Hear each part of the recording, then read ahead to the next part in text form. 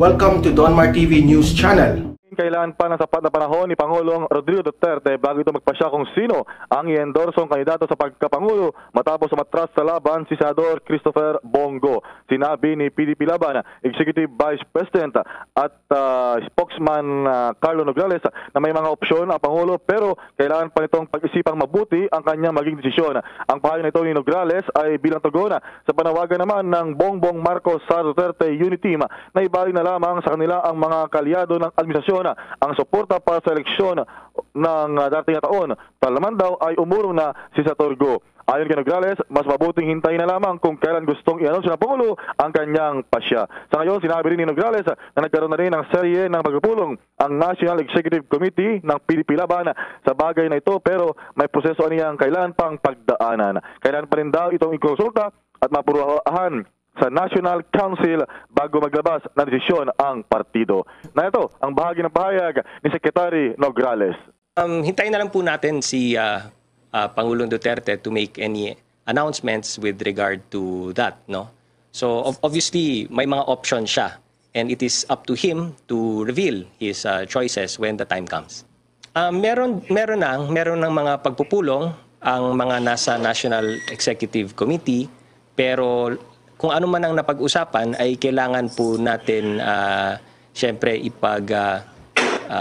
agrihan ng National Council. So may proseso po ang PDP. So kung ano man ang napagkasunduan ay hindi agad-agad yan na idedesisyon hanggat walang clearance mula sa National Council. Again, si Pangulo has options, no? Has choices that he has to make. And we should give him the time to make those options, to make those choices, to make those decisions, and give him the leeway to make the announcement. Kung kinakailangan at kung kailan niyang gustong gawin, ay antayin na lang po natin si Pangulong Duterte. Ang bahagi ng pagpapaliwanag ni Acting Presidential Spokesman Carlo Nograles sa ring Executive Vice President ng PDP Laban. Yes, Bombo Gerald. Oo, malapit-lapit. Disyembre na ngayon, sa susunod na taon, Enero, printing na ng mga balota, February, March ay kampanya na. So, walang malinaw kung kailan talaga, Bombo Raymond, mag-endorse ang Pangulong Duterte, kung kailan or anong buwan.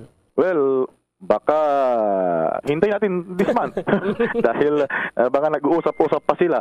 May mga pinag-uusapan pa na hindi natin nalalaman pa sa pagitan na lamang nila. Tingnan natin kung sino sa mga presidential aspirants ang i-endorso ni Pangulong Duterte dahil wala pa talagang malinaw kung sino sa kanila ang pero yung ang sure yung siyempre yung kanyang anak sa pagka-vice presidente si Mayor Sara Duterte Carpio, Bombo Gerald. So tingnan na lang natin natin dahil minsan ang Pangulo naman ay either nadudulas, nagpapalutang o kaya ay siya na rin mismo yung kusang nag-anunsyo at anytime, any day na kanyang gugustuhin Bomboy Geralda. Ito ang nakakagulat. Viral ngayon sa mundo ng social media ang di umano'y balitang kumpirmadong nagwagi na di umano si Atty. Larry Gadon sa di umano'y ginawa nitong pagsulong sa pagbabago ng pangalan ng ating pambansang paliparan na from NAIA or Ninoy Aquino International Airport ay gawin itong MIA or Manila International Airport or PIA or Philippine International Airport dahil ayon di umano sa kanya ay ito naman daw talaga ang dapat na pangalan ng ating pambansang paliparan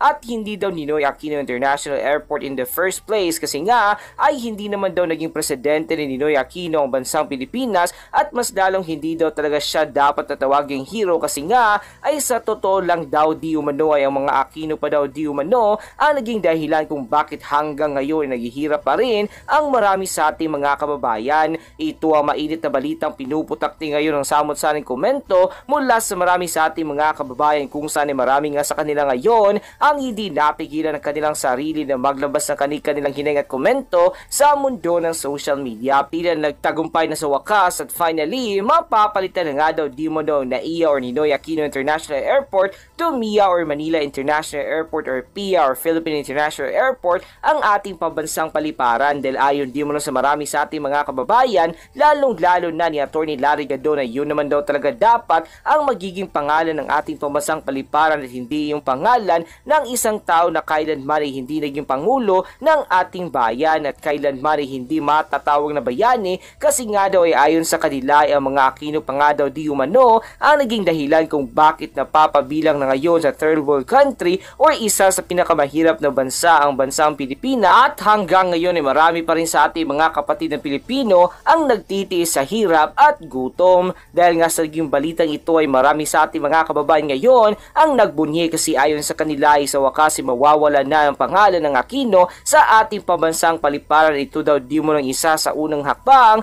para makalimutan na ng mga Pilipino ang mga taong naging rason kung bakit hanggang ngayon ay napabilang pa rin sa third world country or isa sa pinakamahirap na bansa sa buong mundo ang bansang Pilipinas. At marami pa din sa mga kapatid nating mga Pilipino ang hanggang ngayon ay nagtitiis sa hirap at gutom. Ayon pa di mo sa naging full report na inilabas ng The Manila Times sa kanilang official website, kumpirmado di mo nang papalitan na ang pangalan ng ating pambansang paliparan from NAIA or Ninoy Aquino International Airport to MIA or Manila International Airport or PIA or Philippine International Airport. Narito ang full report. From Manila Times, SC asked to revert airport's name to MIA. What's in name really? A lot of you, as some lawmakers and lawyer Lorenzo Gadon. Sometimes last June, several representatives filed the House Bill 7031 aiming to change the name Ninoy Aquino International Airport to NAIA to Paliparang Pangdaigdig ng Pilipinas or PPP, Philippine International Airport or PIA. The filers were Davao City 1st District Representative Paulo Duterte, Marinduque Representative Lord Alan Velasco, and ACT-CIC Party List Representative Eric Yap. Gadon, on the other hand, had started a signature campaign way back in January 2017 to restore the airport's name to Manila International Airport or MIA. I touched on this issue some 6 or 7 weeks ago, justifying why an airport should be named after the place it is located, not after someone's name. Names of other airports, majority of the airports around the world are named after the place or the destination it serves. Examples are Dubai International Airport, Hong Kong International Airport, Frankfurt Airport, San Francisco International Airport, and Suolichos International Airport, among many others. The International Air Transportation Association or IATA, a trade association for the world airlines representing some 290 members from 120 countries, has established airport codes. These are 3 letters code designating many airports and other major destinations around the world. The IATA codes for the above example are BBX, HKG, FRA, SFO, and ICN. The IATA airport code for the NAIA and Manila International Airport, which clearly reads as a Manila. Using NAIA is confusing to the air travelers, especially with an IATA code of Manila. We should return the name to MAIA or MIA instead of changing it to PPP or PIA. Why is it so? Because PPP is a IATA code for Prosper P Airport in Queensland, Australia, while PIA is for Pereira International Airport in the United States. It would be confusing again if the renamed Philippine International Airport uses as IATA code of Manila. Sudden name change on August 21, 1983, former opposition Senator Benigno Ninoy Aquino Jr. was assassinated and determined of then MAIA. On August 10, 1987, the House of Representatives of the 8th Congress,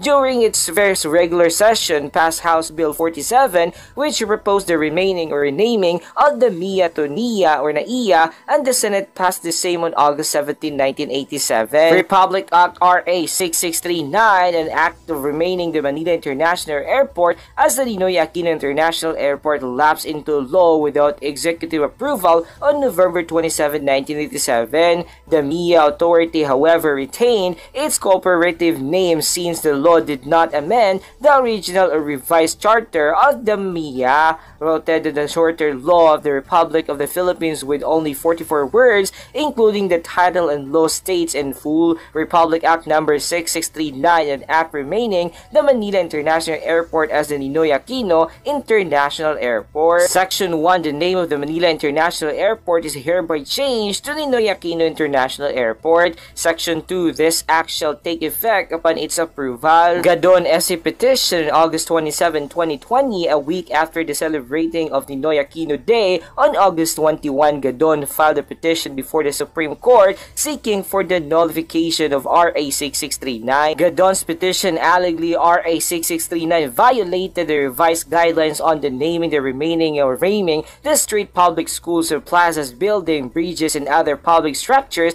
a set of guidelines established by the National Historical Commission of the Philippines or NHCP. Section number 4 of the NHCP guidelines provides the rules of naming or renaming of public structures after person. Public places such as those already named after presidents, national heroes cannot be replaced with names of the people of lesser importance. Example given: places named after the national heroes cannot be renamed after local heroes. Places named after president cannot be renamed after senator. More importantly, the NHCP guidelines, particularly paragraph 6 of section number 4, mandated that no public place should be named or renamed after a person within 10 years of his death, except the highly exceptional reason Ninoy Aquino was assassinated on the tarmac and the Mia on August 21, 1983. Mia was renamed Naiya in November 1987. That was only 4 years from the death of the remaining or naming, which seemingly violates this particular guidelines. The petition further claimed that Aquino was never declared a hero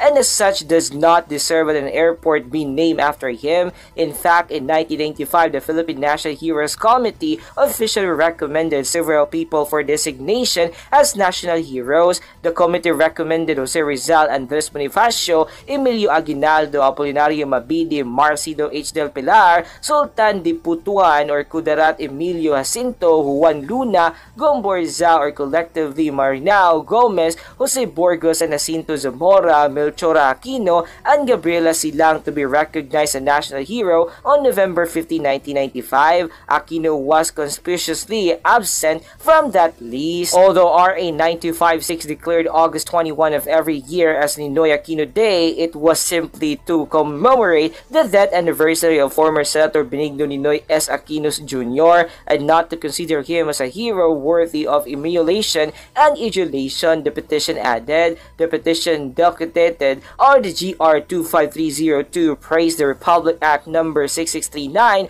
be declared null and void. Consequently, the name of the airport should be reverted to Manila International Airport. And sa naging full report na ito na inilabas ng The Manila Times sa kanilang official website, kumpirmadong marami nga sa ating mga kababayan ngayon ang tila natutuwa kasi ayon di umano sa kanila ay yun naman daw talaga di umano ang dapat na pangalan ng ating pambansang paliparan at hindi daw di umano yung pangalan ng isang tao na hindi man na naging pangulo ng ating mahal na bayan. Sa totoo nga lang daw ay sila pa ang naging dahilan kung bakit hanggang ngayon ay marami pa rin sa ating mga kapatid na Pilipino hanggang ngayon ay nagtitiis pa rin sa hirap at gutom. Ang totoo nga daw di umano dyan ayon sa marami sa ating mga kababayan ay sila pa daw ang totoo at tunay na naging dahilan kung bakit hanggang ngayon ay napabilang pa rin tayo sa isa sa pinakamahirap na bansa sa buong mundo at hanggang ngayon ay marami pa rin sa ating mga kababayan ngayon na nagtitiis sa hirap at gutom na kanilang tinatamasa ngayon.